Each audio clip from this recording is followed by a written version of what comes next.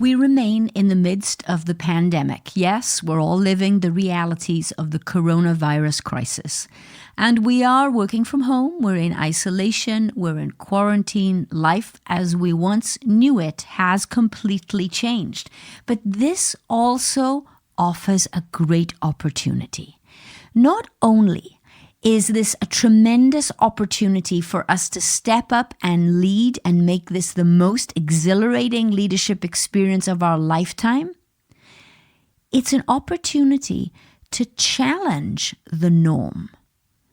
The day-to-day rulebook of routines and corporate playbook, that's out the window right now. So let's use this time as an opportunity to think about where we're going. What do we want for the rest of our lives? Two different perspectives, whether it's a vision for a company, for our business, for our team, for our industry, or whether it's for ourselves, our own personal vision for our life. What does that look like? What's our legacy look like? Where do we want to be in 10, 20, 30, maybe 40 years' time? This is a great opportunity to step back away from normal life. Let's face it, we have no choice. And really spend some time mapping that out. I can't think of anybody better to help us with this than that disruptor himself, John Anderson. John is the author of the book Replace Retirement, where he challenges the retirement model. And in his words, he says, don't retire, refire.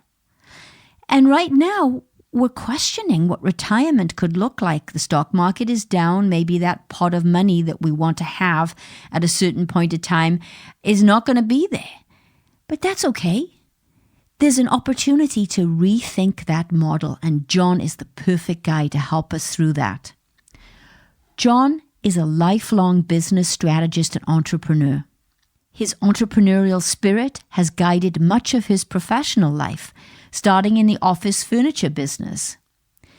He was the first Gazelle's business coach to work with Vern Harnish.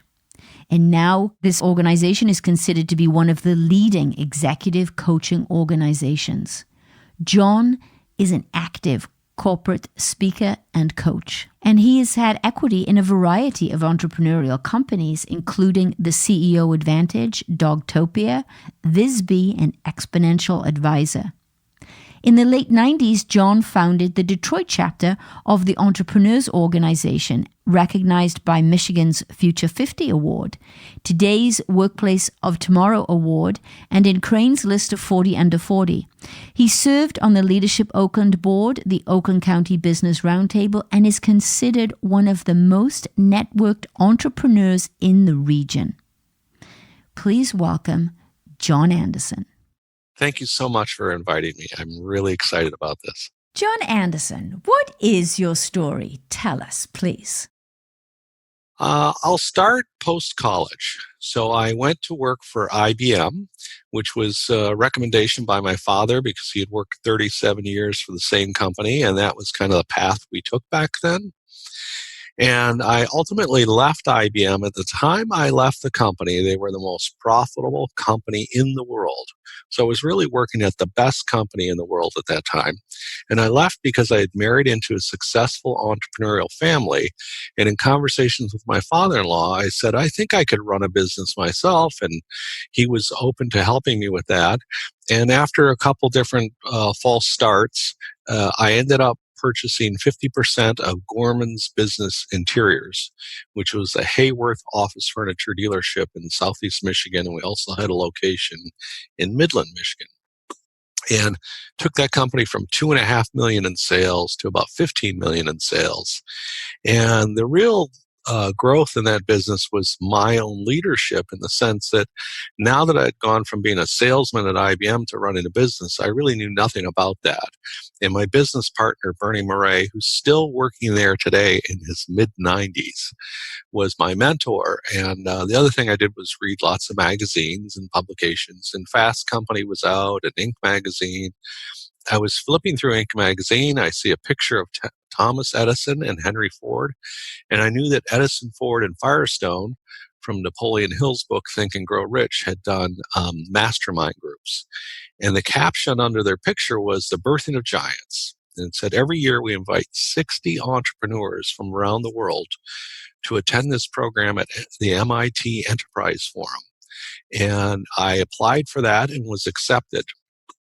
At that program, I was introduced to a gentleman by the name of Vern Harnish, who later went on to write The Rockefeller Habits or sort of Mastering the Rockefeller Habits, and then more recently Scale Up. And Vern, to me, was like Obi-Wan Kenobi. I'm like, this is the guy I need to study and understand if I'm going to be successful in business. And so this relationship launched. This was almost 25 years ago. It would be about 25 years ago.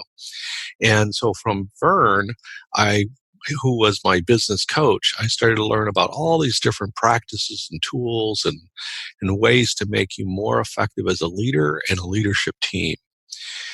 So I decide that this office furniture dealership business is not my long-term path. And Vern asked me, what do you think you're going to do? And I said, well, I was actually thinking of getting into business coaching. Now, this is over 20 years ago.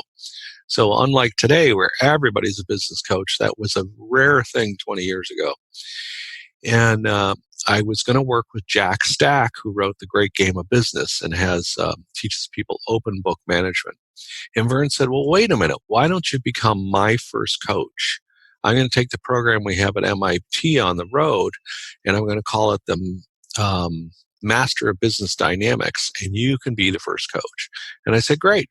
So Vern flew into town, and we went on meetings each and every day, and Vern would present and I would take notes. And then at the end they'd say, yeah, we want to do this. Who's going to be our coach? And they're like, oh, John's going to be your coach. And so that was kind of like my coaching training, if you will. And it was like day 3, I guess. And he said, you're going to do the presentation tomorrow. And I'm like, no, I can't do it. I was too nervous. So he gave me one more day. And on day 4, he said, no, you're going to do it today. You'll do great. And so I started presenting, and by like 11 o'clock at the break, Vern said, I'm going to catch a flight and go home. You got this handled. And that was my sort of inception into business coaching. Now, from that point on, I continued to read, study with Vern. He ended up creating some tools we could use. And my business partner and I, out of that, created a company called the CEO Advantage. And it was really founded on Vern Harnish's Mastering the Rockefeller Habits. Jim Collins, who had just released Good to Great. We saw him present Good to Great before the book went on the public market. And then Patrick Lencioni, he was the third part of our triangle. And at that time, Patrick had only released one book, and I used to get Patrick to come into town and present for us for free.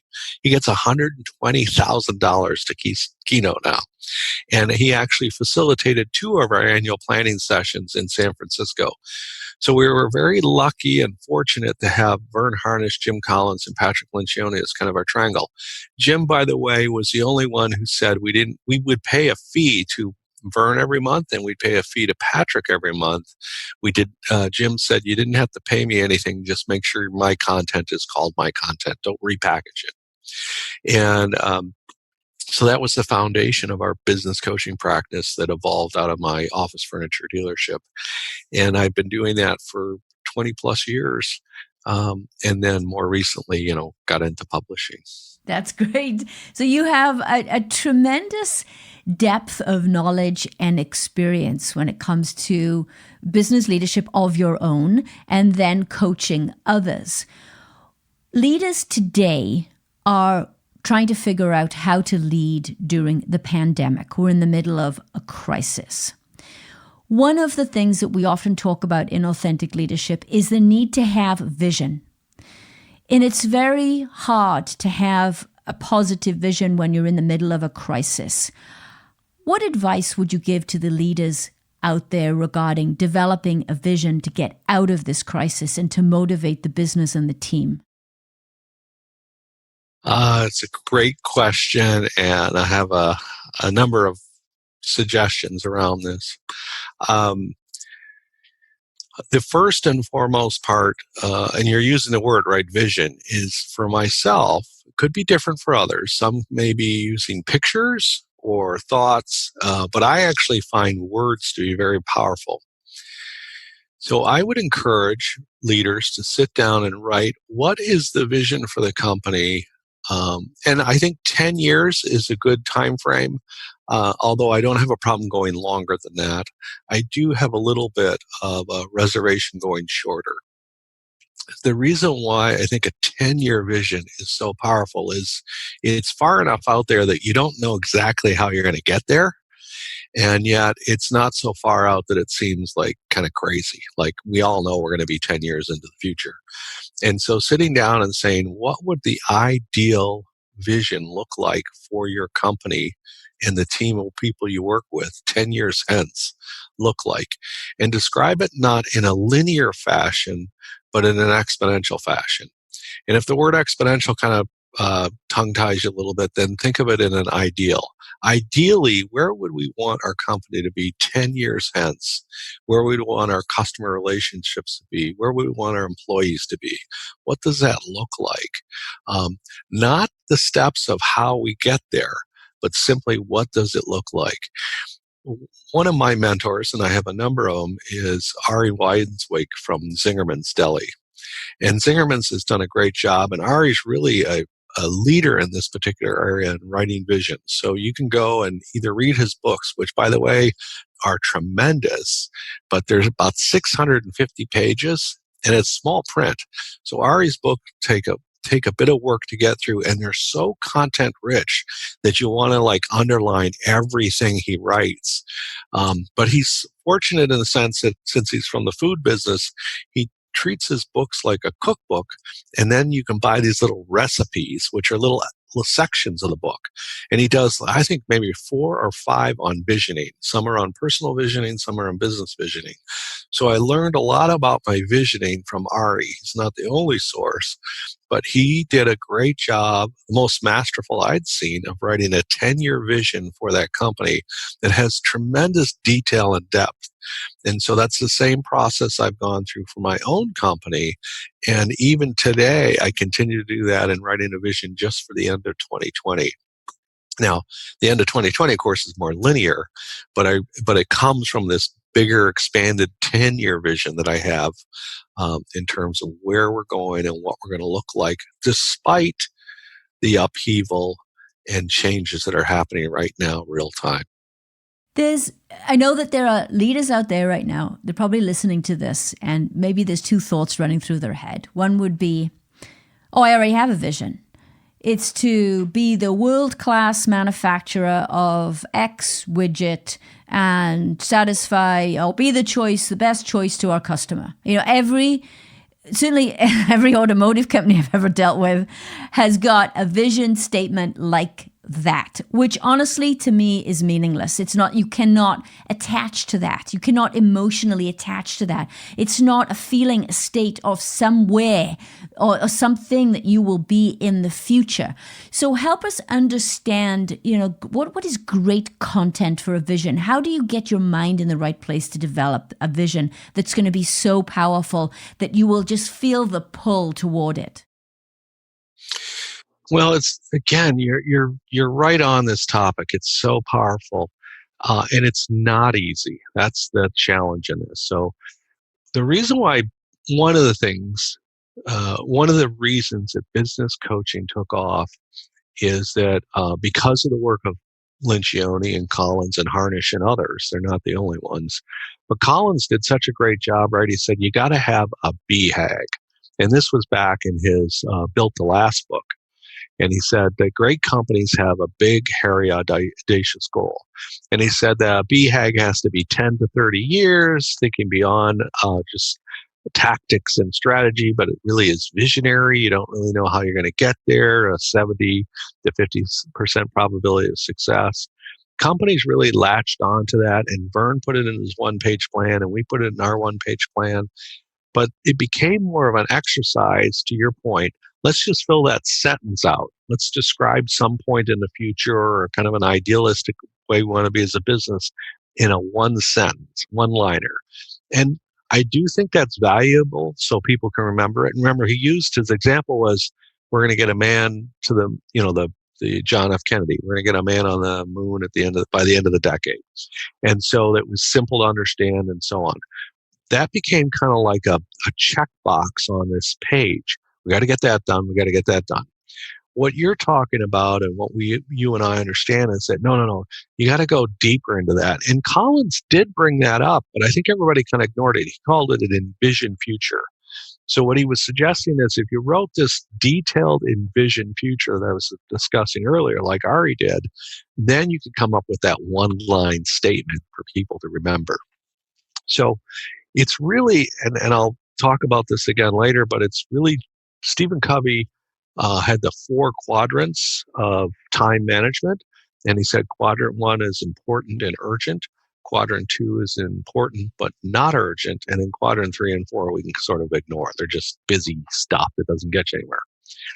When I work with leadership teams, I tell everybody I'm sitting at the table, because they're all the executives, what got you into this room, and the same with our listeners, what got you into the room was your ability to execute in quadrant 1.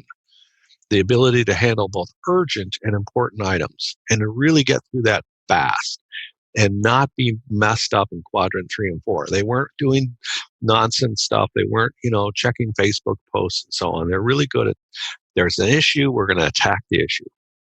However, Covey said in his book, The 7 Habits, that all progress, and I want to be clear on this, not some progress, all progress happens in quadrant 2.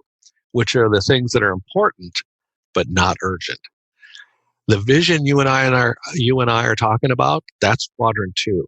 You have to sit down, and it takes iteration after iteration of defining what this future vision looks like, and it's hard. It's a lot of thinking.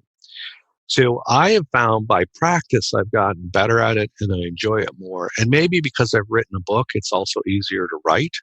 But with a client recently, the way we went about it, so this little prescription is we started by having everybody read Ari's little recipe on visioning. So they read Ari's vision, they read how sort of visions are developed and the process he recommends. Then I said, why don't you guys on the whiteboard, I'll write it down. Just tell me, why do you think his vision's so impactful? Why is it powerful? How did it touch you? And they used words like emotion, and it was real, and they felt like they were part of the team, and all these different descriptors. So now we had those descriptors as we would want our vision to look the same.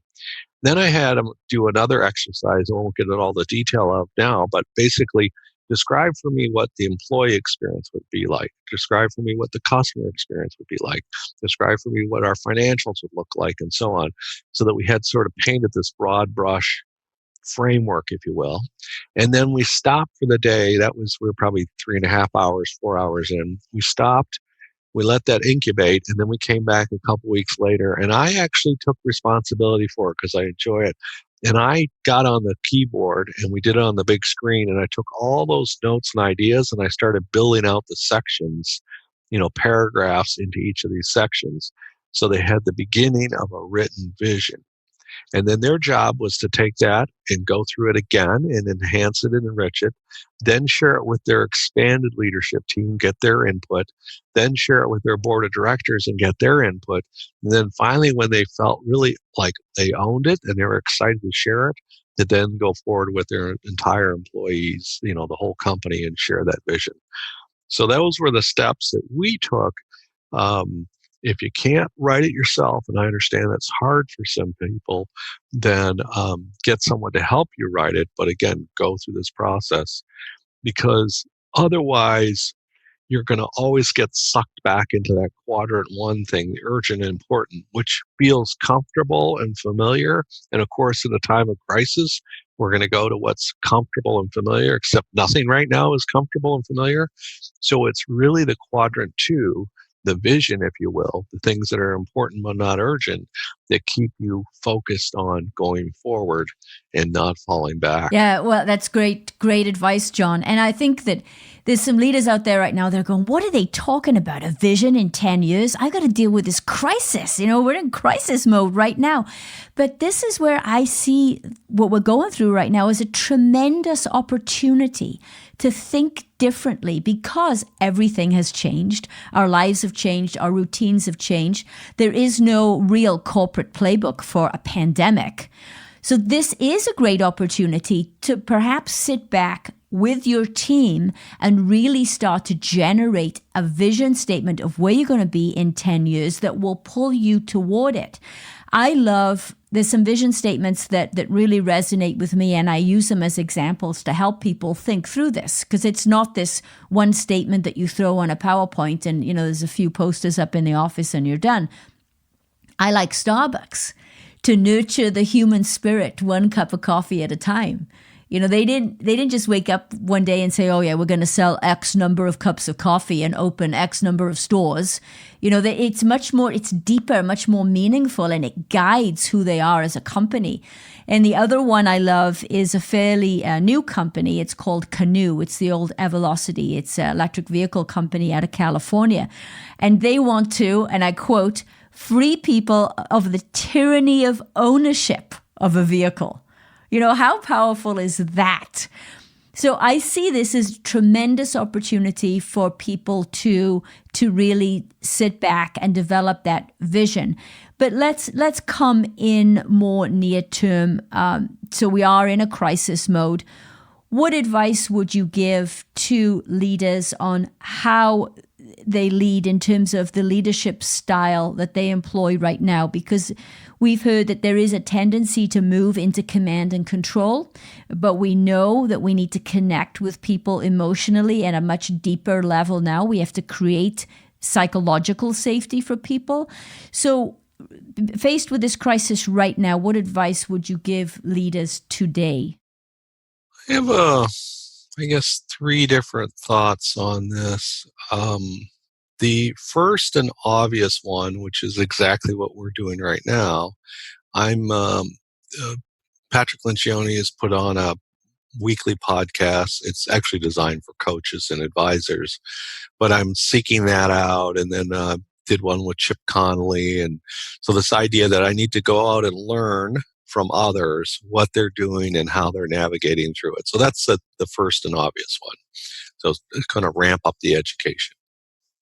Two, and again, this is from what I've been listening to and learning from, is there's a lot of recommendation to communicate more frequently, to give employees an update each and every week that is transparent in the sense that, and Vern was using this a week ago, saying, don't do the sandwich, which is like good news, then bad news, and good news. Yeah, I think he called it a shit sandwich or something. Yeah. But I liked that. It was a good metaphor, and I liked it.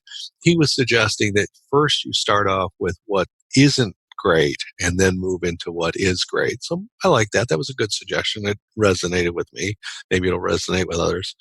Then I think of Lencioni, who's so transparent, that I've always been drawn to him for the last 20 years. Of all the presenters I've seen, he seems the most genuine and transparent.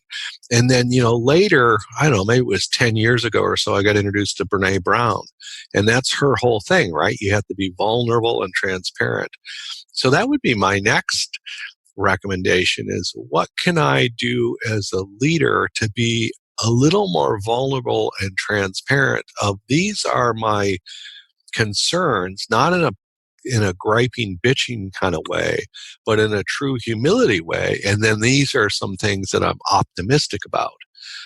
So if we want to kind of share the bad and the good, I would, on a sort of the third wave of this thing. So we got what's coming out of, various recommendations and reading and listening. Then what are tools that other effective leaders are using? And then so again, communication, the transparent, open, vulnerable communication.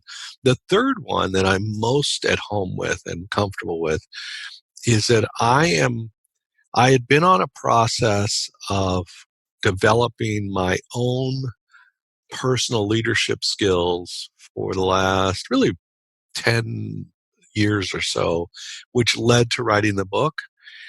I believe that is what's helping me so much today, is that I have a process and a routine I follow, and I just keep following that, and it gives me confidence. So not only do I have a 10-year vision, which we were talking about earlier, a written vision, which is dated for July 1st, 2026. So, mine's already in motion. So I know what that time looks like. I spent time writing what this year looks like and how I'm going to use the pandemic as a catalytic mechanism. And then finally, I have activities and behaviors I do every day to keep my confidence. So in my case, pre-pandemic, I felt like if I was going to go in and meet with my customers, because I don't have employees, right? I have clients. If I'm going to go in and do a workshop with a client, I have to go through this 2-hour routine that kind of gets me ready for the day. It includes mental, physical, and spiritual exercises so that I'm game on. I'm suited up for the day.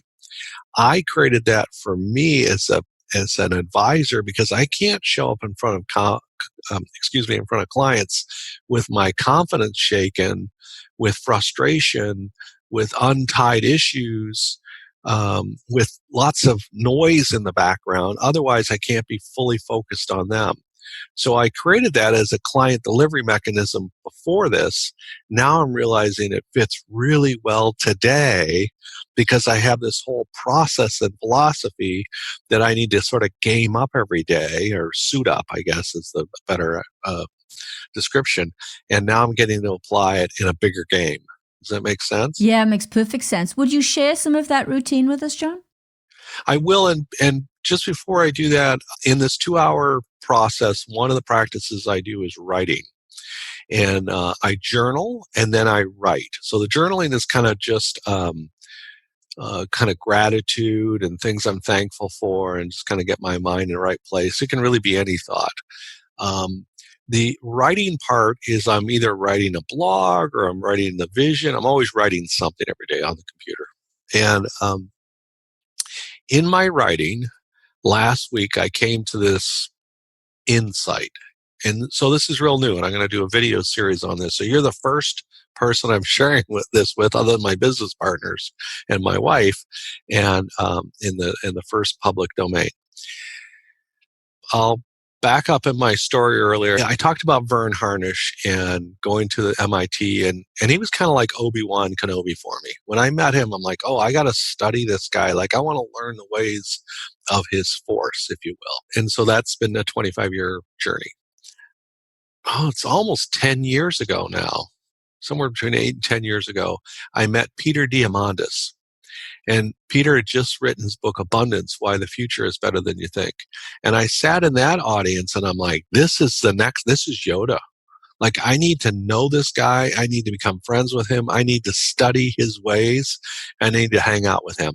I got to figure out how I'm going to become friends with this guy who was listed by Forbes as one of the 50 most influential people in the world. So this was no easy feat, but I accomplished it. So he considers me a friend today, and I certainly consider him one. Peter says that you're either going to be disrupted by technology or you're going to be a disruptor, which led to the idea of writing this book, The Replace Retirement. So I didn't want to be disrupted. I wanted to be a disruptor.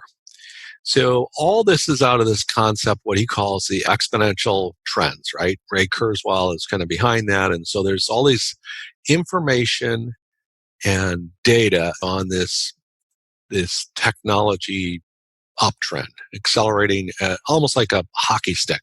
Fair enough? That's what an exponential curve looks like. Last week I was sitting in, and the pandemic is essentially, if you look at all the curves on it, right? It's a hockey stick. And they're trying to get it back into a bubble and then flatten it back down, right? Flatten the bubble.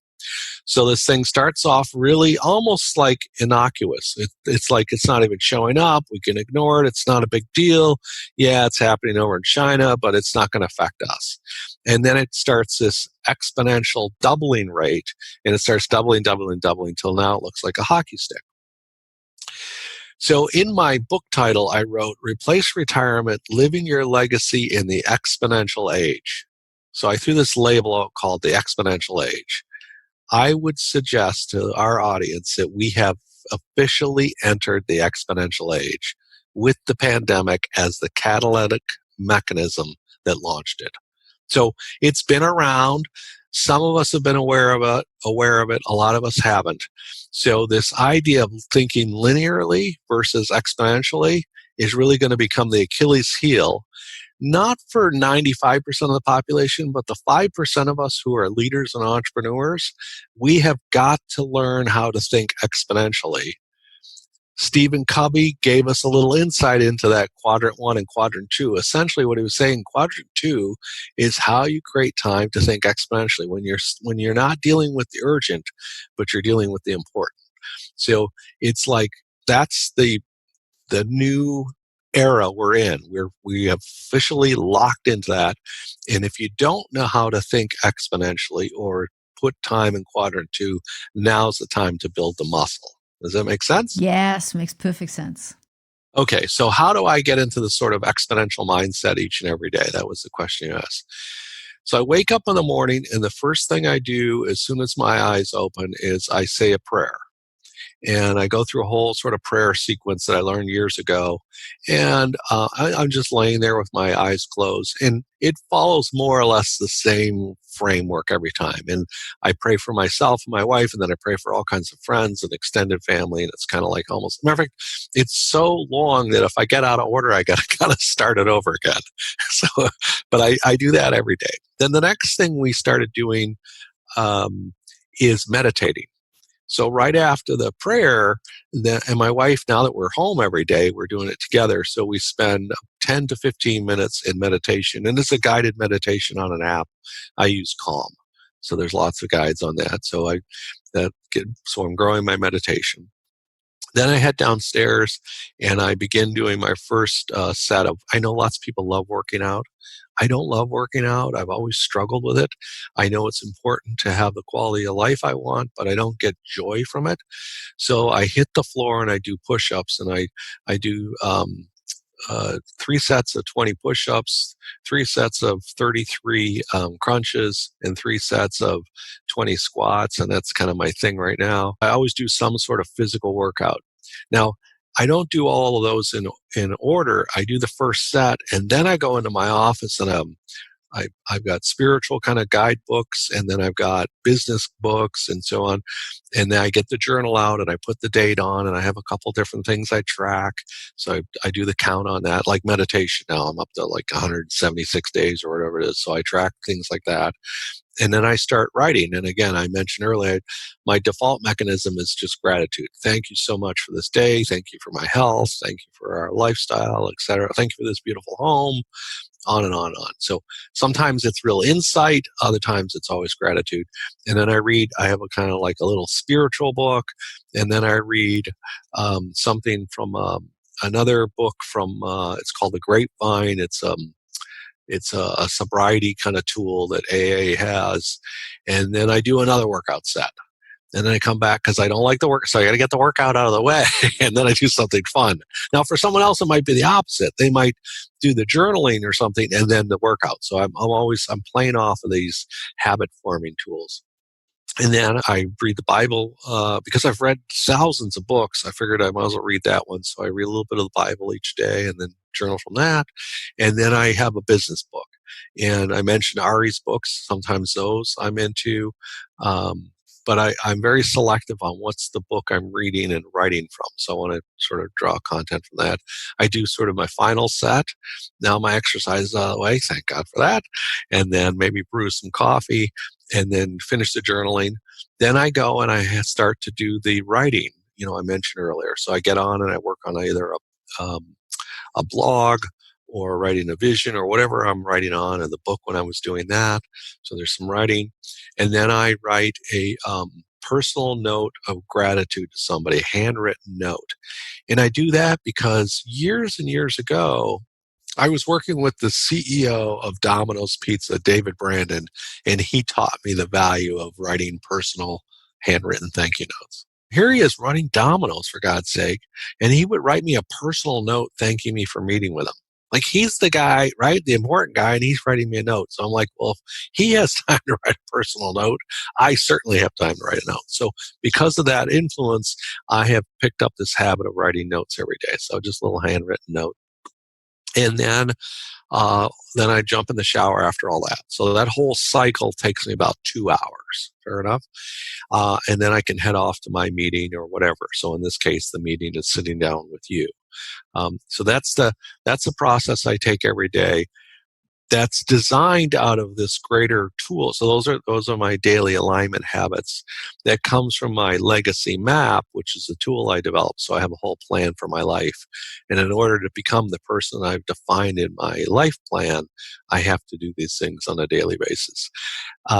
One other piece of information, I do that 5 days a week, not 7 days a week. However, as I develop habits like meditation, because that's the newest one, that one I am doing 7 days a week. I find if you're trying to cement a habit, this is my personal experience, is it's not 21 days. You basically got to go 90 days.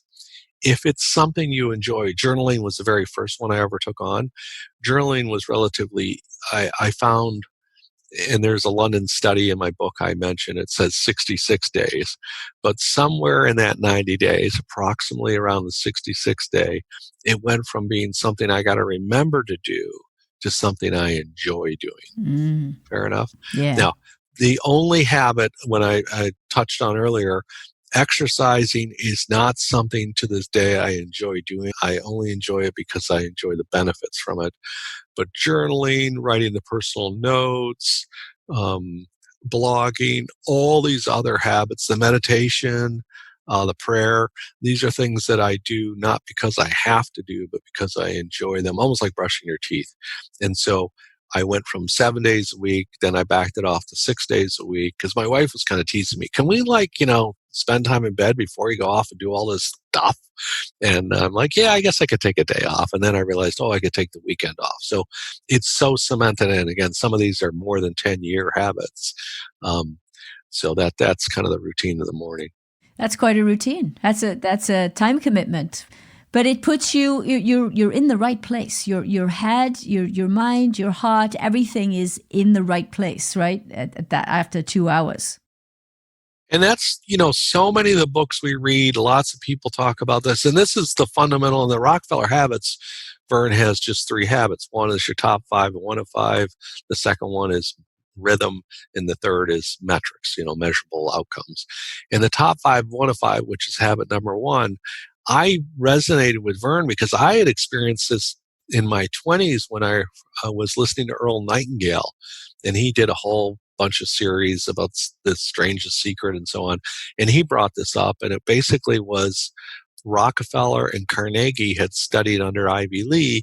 And the short version on this, and I'm sure a lot of your listeners are familiar with Ivy Lee's story, but he basically had these guys say, you can't have 25 things on your list. You got to have 5 or less. They need to be prioritized from 1 to 5. And you need to start on number 1 before you go to number 2 and so on. I even heard Warren Buffett share the same story, right? It was with his pilot or something. His pilot was bemoaning all the things he needs to do. And he said, all right, I'll make up the name, Bob the pilot, write down for me all the things you need to accomplish in order of how they have to be accomplished. And not just in terms of it's the easiest thing to knock off, but the most important. What's number 1, 2, 3? So he got his list done. He said, okay, get rid of everything below number 5. Throw it away. Just focus on those 5. So even Warren Buffett. So this is not a new tool. It's not a new rule. And I was enamored with that. I started practicing it in my late 20s when I ran the office furniture company, and I practice it today. So that made sense. And it's like, well, if morning's my best time, then I ought to start out with the first most important thing. So I thought prayer was the first most important thing.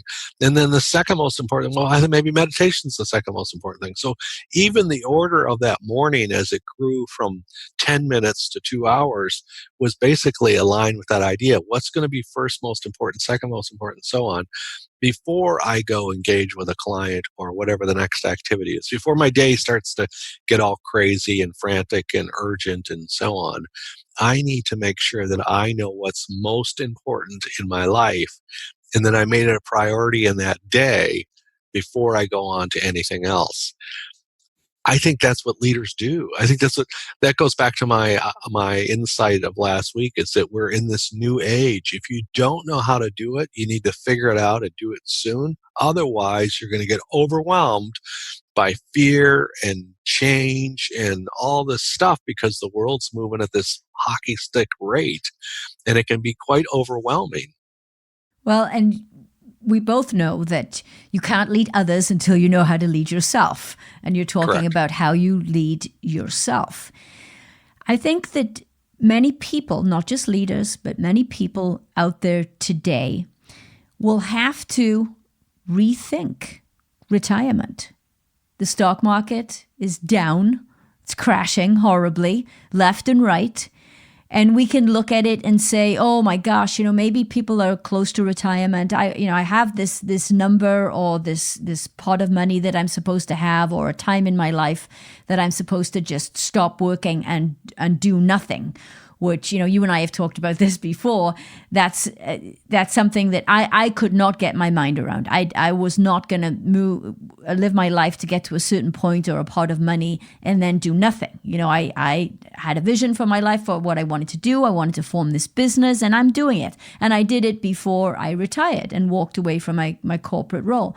But there are people out there right now are maybe thinking, oh no, because of this pot of money that I have or don't have because of what's happening in the stock market, maybe I'll have to work longer in this corporate job because they're on this path of this is what I'm supposed to do.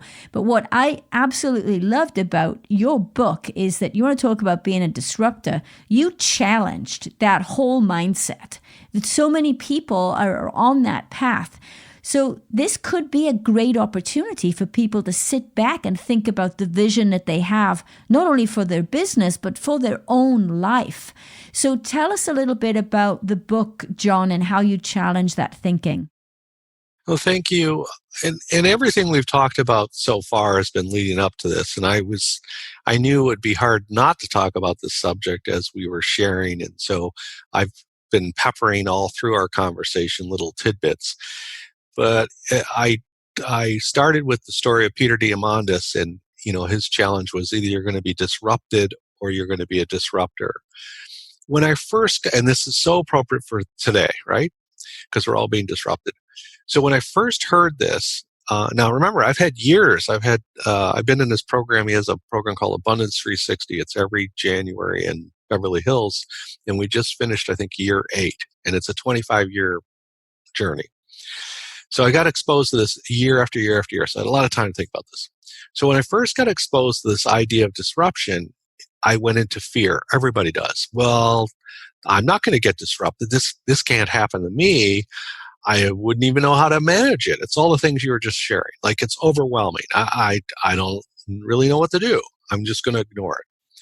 Then as time went on and I thought about this disruption thing and technology, I said, well, okay, I can see how Ford Motor Company is going to be disrupted with autonomous vehicles and electric cars and so on. If they don't figure this out, they may not have a business anymore. That the technology and the changes that are coming and that they'll get bypassed, right? They won't know how to adapt quick enough. So I can see how Ford's going to get disrupted. They better watch out. And then I let some more time go by and I said, how would I get disrupted? So as I thought about that, I used the example, and I know it won't work for all listeners, but hopefully a lot of them.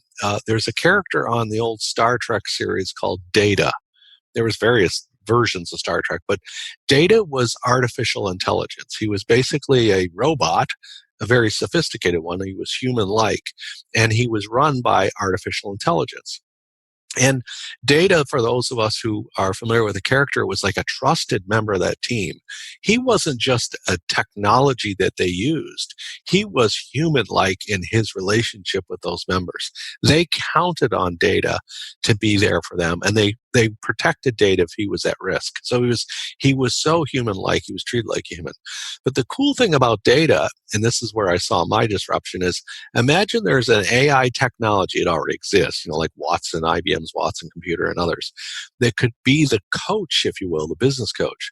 So instead of having a real meeting, you show up at a virtual meeting, and then this artificial intelligence is answering questions for your team, and it's appraising things, and it's telling you everything about the history of your nuts and bolts business and all the projections going forward and stock market trends, and it's doing all this real-time analysis, so it can give you all this stuff, right?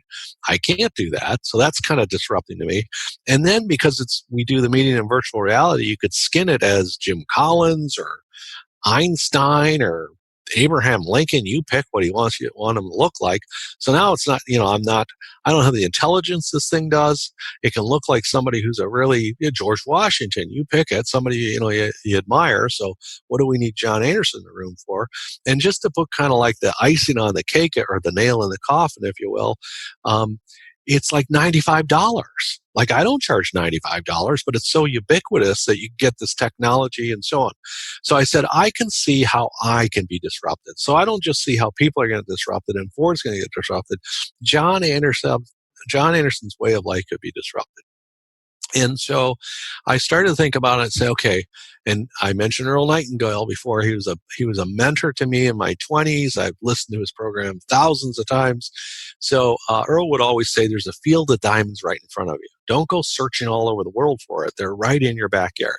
So I said, okay, well, I'm a baby boomer, and I don't think this retirement thing doesn't really works for me. And I think there's others out there. So if there's approximately 80 million boomers, and let's assume, using a statistical bell curve, that 20% of them will resonate with my message. That's how you and I got together, right? Jan's like, I totally get it. I'm on board with you. Show me this path. Then if I were really to make a penetration, it'd be 1.6 million. So I'll take the 20% or 16 million baby boomers who would resonate with this message. If they simply heard it, they're like, I get it. I want it. Show me the way. And that 10% of that group, or 1.6 million, would actually sign on and be a follower of this. I call it a movement. They would get on board with the movement. So that became my BHAG, if you will, or moonshot. We're going to, by January 1st, 2026, we'd reach 1.6 million boomers. It doesn't have to be all boomers. It's really people between 45 and 65. So some boomers are older now. So now we've got this idea. We're going to replace retirement. We're going to change the existing paradigm retirement to one in which you are contributing and working all the way through, although on your terms. So in the book, I use myself as an example. Essentially, and somebody recently just asked me this. So one of the things, I'll kind of share my year from a planning point of view. I take the month of February off. I take the month of August off. And I probably, if you take holidays and so on, I extend it another month. So I take about 3 months off a year. And so it still gives me plenty of time to work with clients. And all my clients understand this. They know this in our whole design of our program. And so on the month off in February, I'm a big time snowmobiler. It's one of my passions. And so this season I snowmobiled about 9,000 miles. But clearly I'm very passionate. Other people have other passions. That's my passion. So while I was snowmobiling, I'm up in Quebec, and this guy said, are you retired? I get that question a lot because here I am snowmobiling for 3 weeks. And I'm like, no, yeah, sort of. Because I designed it myself. So what I found, and in my book, I talk about this. I used to use kind of the balance wheel idea, and then I realized maybe it's not balance. Maybe there is no balance. Maybe it's really energy management. So everything in the universe is built off energy, right? And so we know we can tap into this energy. So I said, one of the things that seems to wane as we age is our energy. So what are the things I do? What are the people I spend time with? What are the books I read? How do I get up in the morning? I want to do things that give me energy, and I want to slowly get rid of things that take energy away. And so I would say that my book and myself is on a self-transformation, a 10-year self-transformation to slowly get all the energy drainers out of my life and attract more energy givers. And I share that because, again, as we age, our energy does start to wane. And so I want to be more judicious where I can spend it. And in presentations, I talk about that. When I was 20 and worked at IBM, I remember, and IBM was a really tough company. To get in sales, you needed a minimum of 90% passing grade on all the internal sales training. So when I was an IBM salesperson, they trained us for 12 months. And in that 12 months, if you didn't achieve 90%, you were let go. You lost your job. So there was a lot of anxiety in all these people going through the training. Yet some of us still did the all-nighters. We got done for the day's training. Maybe it was like a Thursday night. And then we went out and did like an all-nighter, and we came in at 4 a.m. all hungover and stuff. And then at 8 o'clock, we're, doing our sales calls and all this stuff with our trainers. And I could do that. I could get away with that. I had like ridiculous amount of energy. I was foolish with it. I don't have that kind of energy today. And so what are the practices in my life plan that attract and give me energy, and how do I get rid of energy? So that was essentially the nucleus of this book, is that we're entering this period of disruption. There's a group of us who don't necessarily want to quote unquote retire. We're not used parts that need to be cast to the side. And I'll even take a personal journey on that, is that I watched my father, and I use him in my presentation, is that he was the first in this, he served in World War II. He was the first in his family to get a college education. He worked 37 years for the same company, going from a draftsman all the way to president of the company. So he had a great career path. He put all three of his kids through college. We didn't have to pay for college. He picked it up. So we were all launched successfully in life. And he inherited nothing from his family, but was able to save a little over $3 million at the time of his retirement, just from being very frugal. He was a good Scot. And so he had done everything right. He had the career, he had the kids launched, he could now enjoy his retirement. And yet within just a few years, I would call him up and say, "Dad, so how's it going? What are you doing?" "I'm surviving." That was what he would say on the phone. "I'm surviving."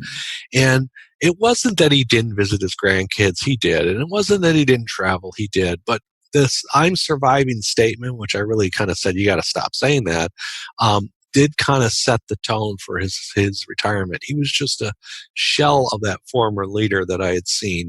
And I would suggest, well, why don't you engage in this and that and so on? Well, I can't do that anymore. He'd lost that sort of spark. So I said, I do not want to follow that path. I have a client right now. He's in Grosse Pointe. His home was on Lake St. Clair, so we all know what that area looks like. Sold his company for $1 gajillion. He has a home in Florida, a home here. He's got boats. He's in great health. His wife and he are happy. His kids are all successful. But he has anxiety from 8 to 5 every day. And by the way, he doesn't have anxiety on vacations. He doesn't have anxiety on the weekends. But in those hours that he used to work, he has anxiety. So we created a legacy map for him. And that's one of the challenges he was going through. 75. He often says, "I wish I never sold my company. I was so happy running that business, and I miss all those people," and so on. So I'm not suggesting that we work like workaholics all our lives, and I'm not suggesting we don't sell our companies or whatever the particular things we're working on. I'm just saying that you should be intentional about your life and have a design for what does that ideal look like? What does it look like 10 years hence? And how are you contributing the way that you choose to contribute with the people you choose to contribute? And by the way, I even have a push-pull on that. Here I am. I authored this book, and we've got Replace Retirement, and we're reaching out to the public and pursuing customers and all the things you do with a business. And yet I take the month of August off, and I take the month of February off. My business partner, my CFO and COO, understands that. And I'm like, I wrote a book on this stuff, so I'm not going to not enjoy my life, but I want to have this balance. So even our business has to modify and adjust to this lifestyle, if you will, so that it's full and complete, because I don't want to finish, right? We see that happen too, where I work, and then I realize, oh, I didn't spend enough time with important relationships in my life. And that's what August is. August at the cottage is all family coming up and spending time there. And again, there's no rush, there's no agendas. It's just time to be together. So those are all things that I design into my plan, but everybody has their own plan. And my partner, by the way, he was great. He got involved in this. And he went from kind of working out sometime to then start running. Then he decided he wanted to run a race. So he ran, the Free Press Marathon or whatever, which was the longest marathon he ever did, and qualified for the Boston Marathon. So now he's training to do the Boston Marathon. So these are these are things that give him energy, and these are goals that he never thought he could accomplish, right? Well, wouldn't it be nice if I had the time? So he's designed his life to have the time to do this thing that makes him healthy and hang out with others that he wants to spend time with, doing the things he wants to enjoy. So it is a retirement of sorts, but it's not the paradigm we were accustomed to. And you said it, right? It's on your terms. It's on your Yes. own terms. And it's not an either or decision. I think that we often think that either I'm working full tilt, full time, whether it's running a business, running a department, whatever it is, or I'm not, or I'm retired. It's not an either or decision. You can design your life and your retirement to be on your terms the way that you want it. Of course, there's a financial element to that. And this is a decision that, as you know, I faced 2 years ago when I made a decision. I'm a single mom with a house, with a mortgage in Birmingham. And again, we know what that is, right? And I made the decision to end my corporate career because it was draining me. You talk about energy, the things that give you energy and the things that drain the energy out of you. It was draining the energy out of you. What gives me energy is standing on stage, inspiring a group of people to feel good about themselves and the potential that they have. I'm in a complete state of flow. But back to the reality, how do you support yourself, to do the things that you love? So I made the tough choice. And I said, okay, I'm going to take my income to zero overnight by design, because I believe I have this bone deep commitment in myself that I will make this work. And you have to have that. If you're going to walk away from the model or from the money, you've got to be very comfortable with the decision that you're making and make it. But to the way we started this podcast, you have to have a vision. You have to have a vision that's pulling you. And it pulls me. I'm going toward it every single day. And honestly, John, I think it gets stronger every day. And a lot of people don't have that vision for their lives, but this is the time to create one. This is a perfect time to sit back and look at where you're going in your life and recreate that retirement model. And your book, some of the things I loved about your book, you talk about there's a need. There's a need for seasoned, experienced people in the workplace, but engage with the workplace on your terms. I agree with that, and I would add on a couple thoughts that you sparked. One is that in the book, I talk about this idea that there was sort of two drivers to this. One is that I was with a friend actually at my cottage, on an August break, and he was complaining. I don't know if he was complaining, but he was talking about either his children or someone else's. And, that old line, what's wrong with kids today is X. And I kind of laughed and I said, oh my God, we sound like our parents, right? I mean, like we've rolled into this position. And so one of the things I made the decision is that I don't want to be that guy. I'm not going to be the one who complains about everything that's wrong in the world. I'm going to go out and do something to make the world a better place. And I do that for one, the obvious reason is I'm kind of a glass half full versus glass half empty. But I wanted to do it. One of the things that's kind of interesting, I'm remarried. And my stepchildren, my daughter says, you got to go to dinner with my stepfather because it's like going and having a TED Talk. Now, that's the way young people should describe you, not that, oh, he's that complaining old and curmudgeon, right? And so that was kind of a driver. And the other one is that in my first marriage, I mentioned way back in the beginning of this that my father-in-law helped me in sort of getting into business because they were successful entrepreneurs. And one of the things that was beneficial in that marriage, there was a number of things, and I still love my ex-wife, and we're very close. We talk weekly. We sometimes spend holidays together. She's still the executor of my will. That gives you sort of the closeness we have, right? Because I was calling up and I'm like, I don't think my kids need as much of this, and I'd like to get more to Molly, my current wife. I'm married for the second time, and this is what I'm talking with my ex-wife about, and she agreed. She's like, yeah, our kids are set up, and you probably should. I mean, that's kind of relationship we have. Okay, so we're very close. one of the guys that I really appreciate is Chip Connolly, and Chip's writing a lot about modern elders and so on. But years ago, this was at the EO 20th anniversary in Las Vegas. He presented a book he had just written called Peak: How Great Companies Get Their Mojo from Maslow. And I loved it because he took Maslow's hierarchy, which is 5 levels, down to 3 levels, and he called it kind of job, career, and calling. And so I started using that in my business coaching. Because there's the Jeffrey Smart talks about there's A players. So if I walk into a room of 6 leaders, let's use 10 because the math works better, and I said to all 10, how many of you in this room are A players? Every hand's going to go up. Well, from a statistical standpoint, that can't happen. If you look at the statistics, you're going to have 2 that are A's, you're going to have 6 that are B's, and you're going to have 2 that are C's statistically in that room of leaders. Fair enough? Because some are going to be really high performers. And now, in another organization, the C's might be in A's, but in that group, so there's a statistical rule that's happening all the time. So I changed it, and I walk in, I say, how many of this is your career? Everybody hands go up. How many of you in this room, is this your calling? Well, no hands go up. Or maybe the owner's hands go up. And certainly my hand goes up. So recently, Chip was sharing on one of his podcasts, he was talking about this book. Again, he wrote, 15 years ago, Peak: How Great Companies Get Their Mojo from Maslow. And he took those 3 and he said, the bottom is survival, the middle is success, and the top is self-transformation.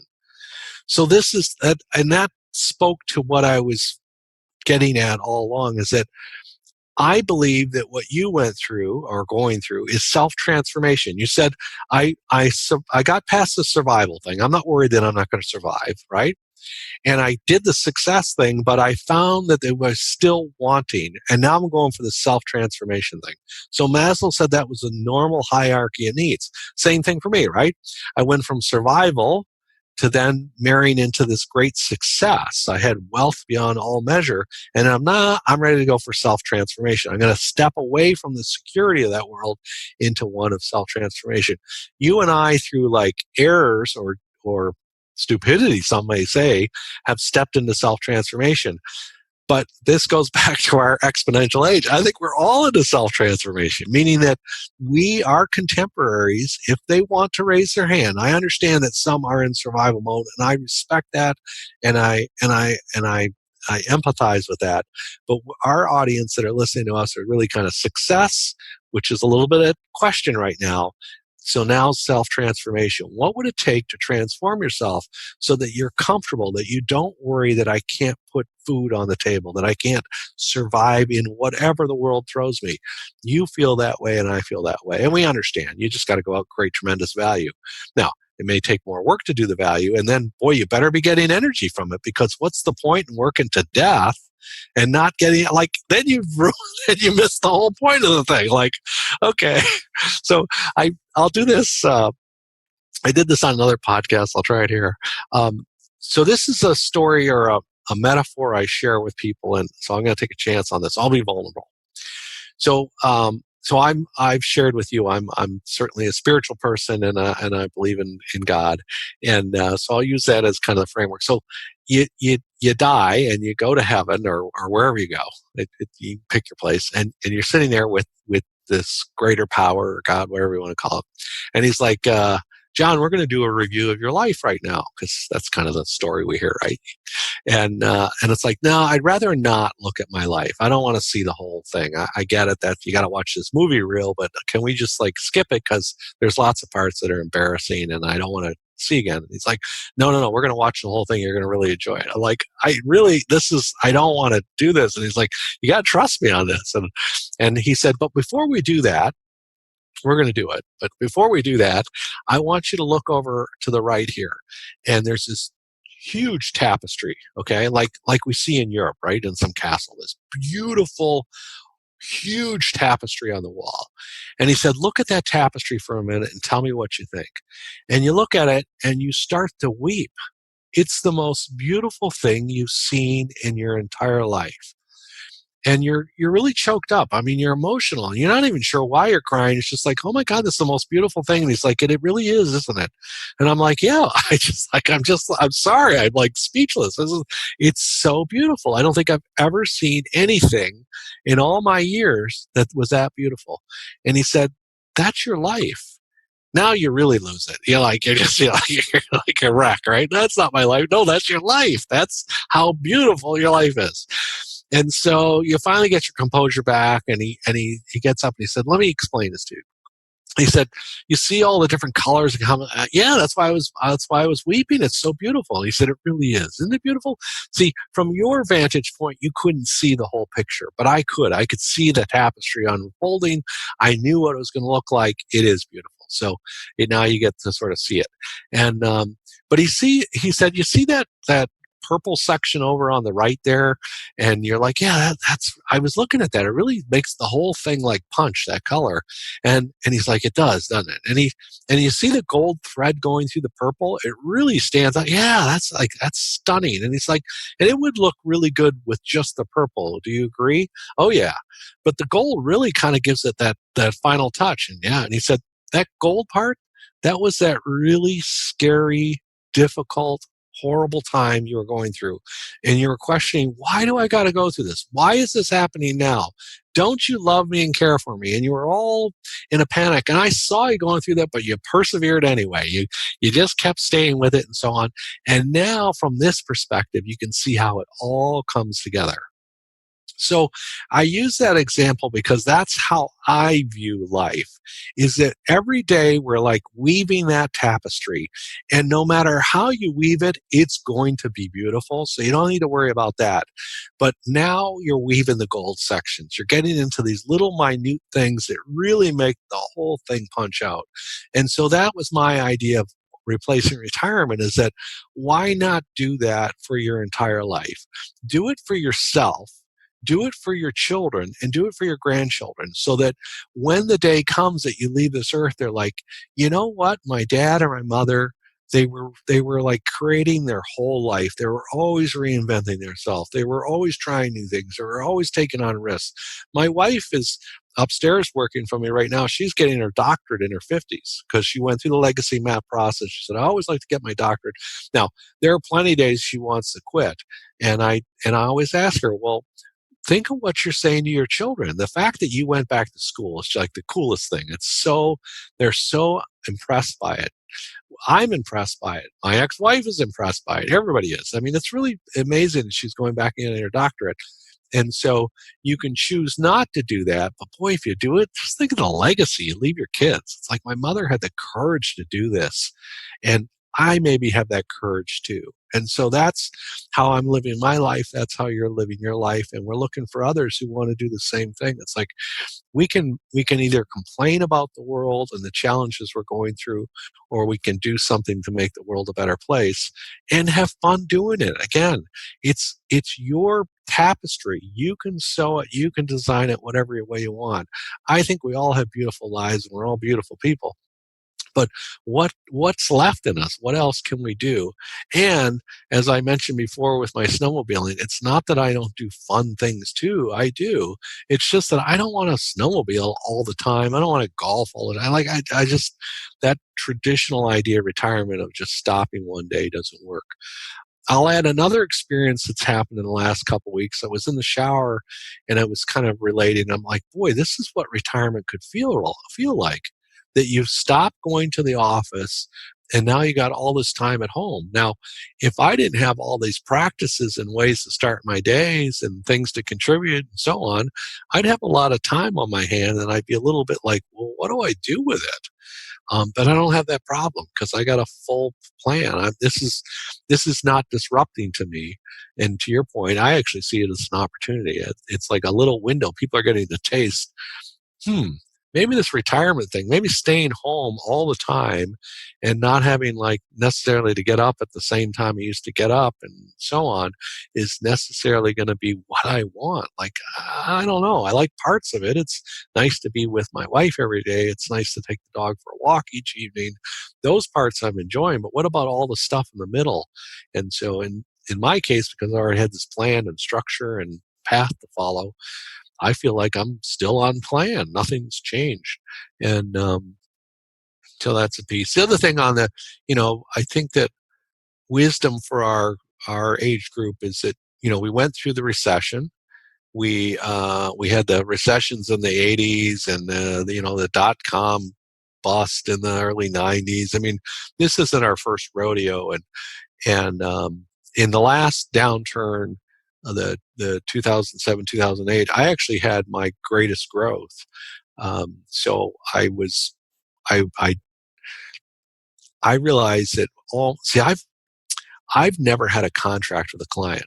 So all my agreements are verbal. So every client I have today is a verbal agreement. There's no reason they can't call me up this afternoon and say, John, we got a cash crunch and so on. We're here, like a really easy line to drop off. So we're just going to discontinue to work. So I'm in that situation today, and I was in that situation in 2007, 2008. So what I did in that particular case is I went back and I said, I'm charging you X dollars today. I'm willing to cut that number in half, but I'm going to come in 12 times a year, because at that time I was coming in 5 times a year. I'd do a 2-day annual and then meet every quarter. Instead of coming in on this quarterly basis, I'm going to come in every month, but I'm going to knock the number in half. So in reality, I was making more money in a year, but they were getting a much more rate and seeing more of me. So they saw the value in saying, okay, yeah, that's nice. John's taking a hit with the rest of us. He's reducing his rate. He's going to spend a lot more time with us. And yes, at the end of the year, they were actually spending more money, but they felt there was enough value in that was worth keeping on rather than discontinuing. I think like 7 clients immediately went for that, like in a real big shift. So I had my biggest growth year in the worst year in the economy. And that's when the legacy map I use now evolved. It was called a success map at the time. And I created it for the owners for the same reason. I wanted them to have a tool so they could deal with the anxiety and the fear and all that they had their plan to launch their day, to know where they're going and why they're going and the vision and so on. And so the tool evolved out of that time. And then later, one of my clients said, well, I'm not interested in success anymore. I'm interested in my legacy. And so we called it the legacy map. And then eventually that led to the book and where I am today. I love the legacy map because it's visual, and I'm a very visual person, and it forces clarity of thought. It forces you to put down your life plan on a piece of paper and really think through all facets of that and all the people who are involved in your life. One thing it did for me, John, as I thought about health, personal health, and where I wanted to be when I'm 80 and 90, I wanted to be this, I have this image in my head of this really fit, trim 80-year-old, right, who's got this same haircut, only it's silver gray, right? Yeah. The same body form. And what that did for me when I started to think about that, and then I was working out. At the time, I was working out at Equinox, and I would see from the treadmills, I could see a mirror the other side of the gym. And I would look in that mirror, and I would visualize the 80 and 90-year-old me on that treadmill. And what your book taught me was to say, okay, if I can visualize what this picture looks like, that means that I better be hammering it out on that treadmill right now in order to get to that physical condition that I see for myself in my 80s. And it was very, very powerful. So if people have not familiar with this idea of a legacy map, I would highly recommend the book. And if you do nothing else, draw a legacy map for your life, because now is the time. Now is the time where we say, okay, you need to get off the treadmill and then take a step back and look at your life so you can project forward. We've all been forced to get off the normal treadmill living. It's been forced upon us whether you wanted to or not. So you can look at this as an opportunity to develop a vision or legacy map for your business, for your team, and for your life. Or you can let this opportunity go by. And my message would be, please don't let this opportunity go by, because it is an opportunity. And, you have also supported that fact that you've been through a bad situation, you turned it around, you made progress, and, you've gone nowhere but up since then. So with that, John, how would you like to close? What would be your message to our audience today? Well, you did such a nice job of it. I think I'll just piggyback on your comments. It is an opportunity, and maybe even more importantly, back on my sort of transitioning from a linear age to an exponential age, is that if you're going to be successful in the future as a leader and an entrepreneur, again, not as a follower, but as a leader, then you have to lead with confidence and courage and all the things that we've seen in leaders throughout the decades. And now's the time, to your point, to step up and do it. The tools are there, the resources are there. We're here to help. There's so many resources. We've never been in a world that didn't offer so many resources. I'm not the only one in this game. But yeah, this is the requirement. I don't know. I guess I don't want to be in survival mode. I mean, it's just like, I don't think in those terms. Imagine if I was leading others and I was thinking that way, it just wouldn't be healthy. I was coaching a client just last week, because this is Monday, and he's allowed to kind of whine with me on the phone. Obviously, that's part of our role. But he was doing kind of a good news check-in, and he was sharing the good things, right? Because we always start off with good stuff. And then he was pissed off a little bit. He's like, I'm working on putting this big deal together, and I feel like I'm doing all the work, and everybody else is kind of riding my coattails. And that was justifiable, and I had empathy because I remember being in that situation too. He's in his 30s, so he's really working hard, and he really is building something. And my comment to him is that I empathize with you, and I get it, but that tone doesn't serve the person I see in you. I wouldn't invest the time in you if you weren't an amazing leader. So we need to kind of get that tone out of your language, and I'll help you with that. I'll be your feedback and sounding guide.